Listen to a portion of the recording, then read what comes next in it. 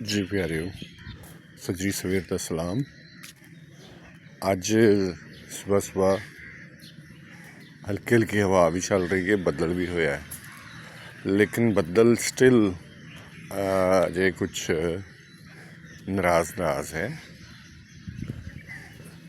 इस करके बोल नहीं रहा, चुप है, गुमसुम है। देखो ना, हवा चल रही है, रुख डोल देते, अख नहीं लगती, निमी निमी वाह लगती।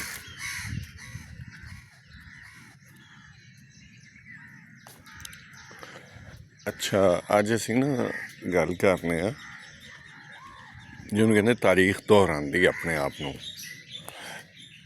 तारीख दो तरह दोहराती है अपने आप को। एक तो वाकयात जिन्होंने कहते मकाफत अमल, जो असी पहले गल की सी कि जो तुसी करते हो वो तुहाडे सामने आंदा है या तुहाडे नाल हुंदी वापरती है। तुसी बहुत चंगा करते हो तो हो ही नहीं सकता कि तुहाडे नाल कुछ ऐसा वैसा हो, चंगा ही हुंदा है। रुख बहुत सोहना लगता यार, ऐ वेखो, मज़ा लो यार, कितना सोहना है, वाह। अच्छा, एक हुंदा है करनी दी भरनी, एक हुंदा है कि जो बहुत पहले एक साइकिल जिहड़ी चलदी है ਉਹਦੇ मुताबिक वो साइकिल अपनी जगह ते ही आती है। वो चीज़ां वो वाकयात दोहराए जाते हैं। तारीख और साइकलिंग, कुदरत बहुत कमाल है, बा कमाल है।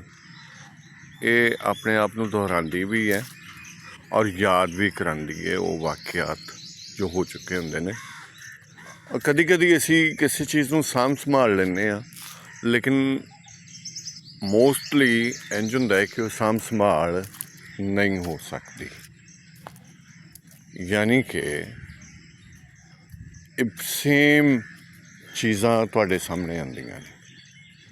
सेम चीज़ां किस तरह आंदियां ने कि 1941 अज की है 2025, तुसीं कैलेंडर चुक लवो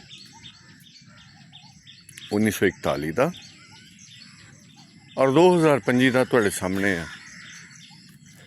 ਇਹਦੇ ਵਿੱਚ हैरान कुन हद तक मुशाबियत वेखो कि एक तारीख, एक डेट, एक दिन दा भी अग्गा पिछा नहीं, बिल्कुल ओही सेम टू सेम 1941 और 2025। तारीख दे विच 1941 बहुत बुरा साल सी। ਉਹਦੇ 'ਚ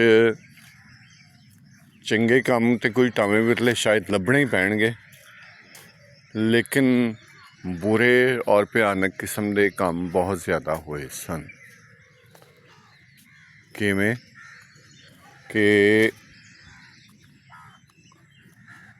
सब तो वड्डी जिहड़ी गल है, जिहड़ी तबाही हुई सी दुनिया दे विच, वो सी दूसरी आलमी जंग 1941 विच। 1941 के वड्डियां वाकयात दे विच जिहड़े वड्डे वाकयात ने उन्हां विच है 1941 विच वर्ल्ड वार 2 और तारीख की सब तो वड्डी तबाही उहदे च हुई सी।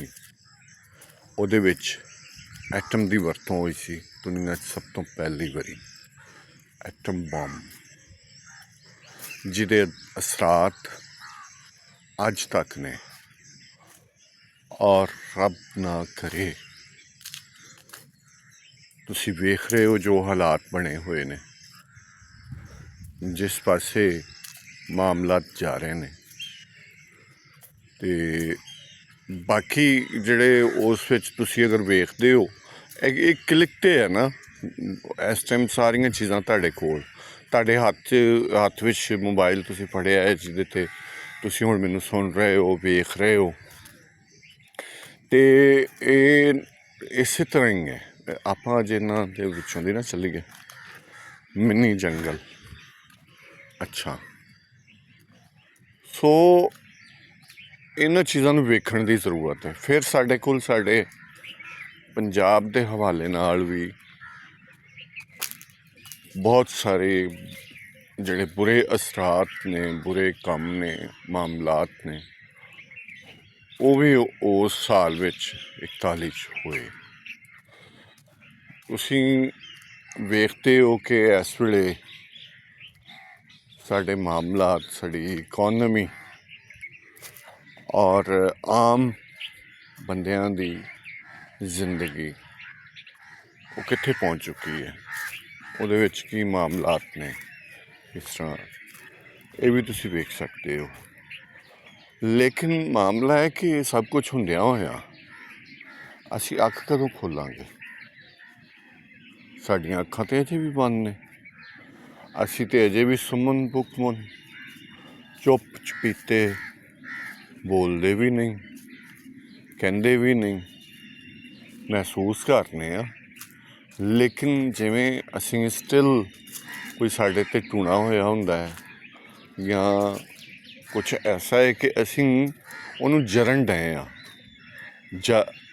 ਜਰਨੇ ਪਏ ਹਾਂ ਉਹ ਸਾਰੇ ਮਾਮਲਾਤ ਨੂੰ, ਮਸਾਇਲ ਨੂੰ, ਉਹਨਾਂ ਗੱਲਾਂ ਨੂੰ, ਉਹਨਾਂ ਬਾਤਾਂ ਨੂੰ।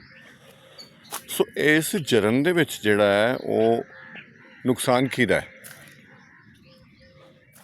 ਅਸੀਂ ਤਾਂ ਇਸ ਵੇਲੇ ਜਰ ਲਿਆ। ਆਉਂਦੀਆਂ ਨਸਲਾਂ ਦੇ ਵਿੱਚ, ਸਾਡੀਆਂ ਆਉਂਦੀਆਂ ਨਸਲਾਂ, ਅਸੀਂ ਕੀ ਉਹਨਾਂ ਵਾਸਤੇ ਆਪਣੇ ਤਾਈਂ ਪੈਗਾਮ ਛੱਡ ਰਹੇ ਹਾਂ? ਅਤੇ ਅਸੀਂ ਔਖ ਵਿੱਚ ਕਿਉਂ ਆ? ਬਈ ਬੋਲਦੇ ਕਿਉਂ ਨਹੀਂ? ਮਰੇ ਤੇ ਹੈ ਹੀ ਹਾਂ ਅਸੀਂ, ਅਤੇ ਕਮ ਅਜ਼ ਕਮ ਬੇਜਾਨ ਮਰਨ ਨਾਲੋਂ, ਸਹਿਕ ਕੇ ਸਾਹ ਲੈਣ ਨਾਲੋਂ ਤੁਸੀਂ ਇਹਨਾਂ ਨੂੰ ਆਪਣੀਆਂ ਆਉਂਦੀਆਂ ਨਸਲਾਂ ਵਾਸਤੇ ਕੁਰਬਾਨ ਨਹੀਂ ਕਰ ਸਕਦੇ, ਤਾਂ ਕਿ ਉਹਨਾਂ ਵਾਸਤੇ ਆਸਾਨੀ ਹੋਵੇ, ਉਹਨਾਂ ਵਾਸਤੇ ਭਲਾ ਹੋਵੇ, ਉਹ ਤੁਹਾਨੂੰ ਚੰਗੇ ਲਫ਼ਜ਼ਾਂ ਵਿੱਚ ਯਾਦ ਕਰਨ।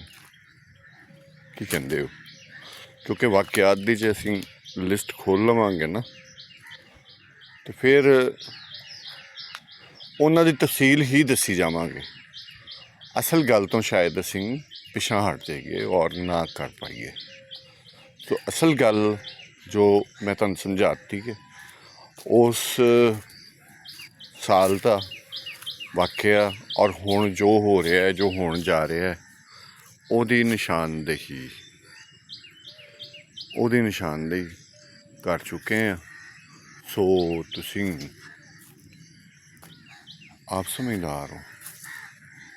ਤੁਹਾਨੂੰ ਕਹਿੰਦੇ ਨੇ ਸਮਝਦਾਰ ਨੂੰ ਇਸ਼ਾਰਾ ਹੀ ਕਾਫੀ। ਮੈਨੂੰ ਬੜੇ ਸੋਹਣੇ ਲੱਗ ਰਹੇ ਨੇ ਰੁੱਖ। ਮੈਂ ਤਾਂ ਥੋੜ੍ਹਾ ਜਿਹਾ ਇਹਨਾਂ ਨਾਲ ਗੱਪਸ਼ਪ ਲਾਵਾਂਗਾ, ਇਹਨਾਂ ਨਾਲ ਗੱਲਾਂ ਕਰਾਂਗਾ, ਅਤੇ ਇਹਨਾਂ ਨਾਲ ਗੱਲਬਾਤ ਕਰਕੇ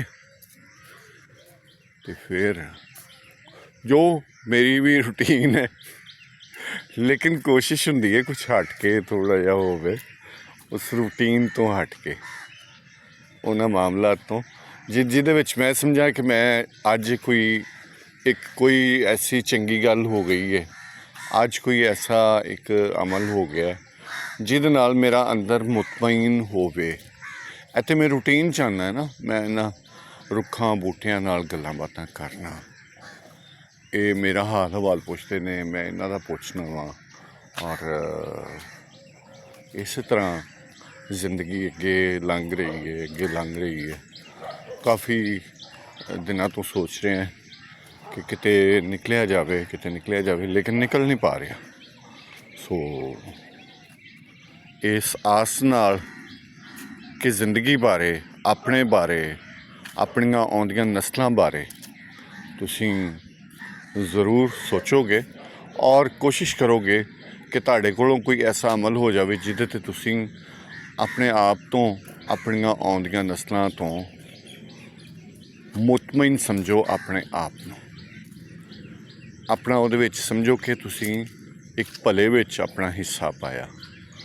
ਸੋ ਖੈਰ ਤੁਹਾਡੇ ਦਮ ਦੀ, ਜਿਉਂਦੇ ਵਾਸਤੇ ਰਹੋ, ਸਲਾਮਤ ਰਹੋ, ਆਬਾਦ ਰਹੋ, ਸਾਵਾਂ ਕੀਤੀ ਵਫਾ ਰਵੇਗਾ ਸਾਥ ਤੁਹਾਡਾ ਤੇ ਮੇਰਾ।